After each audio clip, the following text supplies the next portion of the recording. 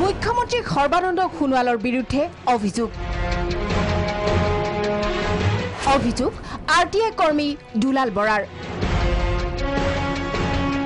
ৰাইজৰ ধনেৰে ভাত খাইছে মুখ্যমন্ত্ৰীয়ে দৰমহাৰ ধনেই নুচুৱে মুখ্যমন্ত্ৰীৰ প্ৰতিমাহৰ দৰমহা 1,30,000 মুখ্যমন্ত্ৰীৰ বিৰুদ্ধে দুৰ্নীতিৰ অভিযোগ তুলি সংবাদমেল আয়োজন RTI কৰ্মী দুলাল বৰাৰ অসমৰ বৰ্তমানৰ মুখ্যমন্ত্ৰী সৰ্বানন্দ সোণোৱাল ডাঙৰীয়াই আমাৰ টকাৰে ভাত খাই আছে ইয়াৰ কাৰণটো হ'ল কি তেখেতে 1,30,000 টকা দৰমহা লয় কিন্তু 3 তাৰিখতো কিন্তু সেই যিখন মানে ব্ৰহ্মপুত্ৰ ৰাজ্যিক অতিথিশালা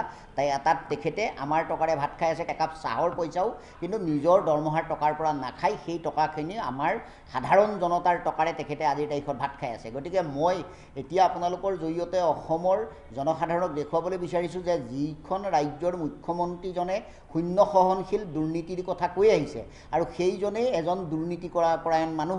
দুৰ্নীতিৰ বিৰুদ্ধে কঠোৰ হোৱা মুখ্যমন্ত্ৰী নিজেই নিমজ্জিত দুৰ্নীতিত ৰাজ্যিক অতিথিশালত বাৰ্ষিক ব্যয় 6 কোটি পৰ্যন্ত GAD ডিপাৰ্টমেণ্টৰ যিখিনি টকা দৰমহা দিয়া হৈছে GADৰ তৰফৰ পৰা সেইখিনি আমাৰ সাধাৰণ জনতাৰ টকা গতিকে তেখেতৰ নামত প্ৰতি মাহে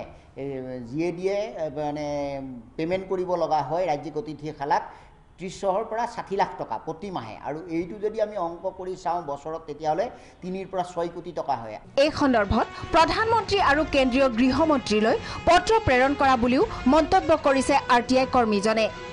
তেওঁৰ অভিযোগ সন্দৰ্ভত মুখ্যমন্ত্ৰীৰ কাৰ্যালয়ে কি মন্তব্য দিয়ে হেয়া লক্ষণীয় হ'ব ব্যুৰো ৰিপৰ্ট প্ৰাগ নিউজ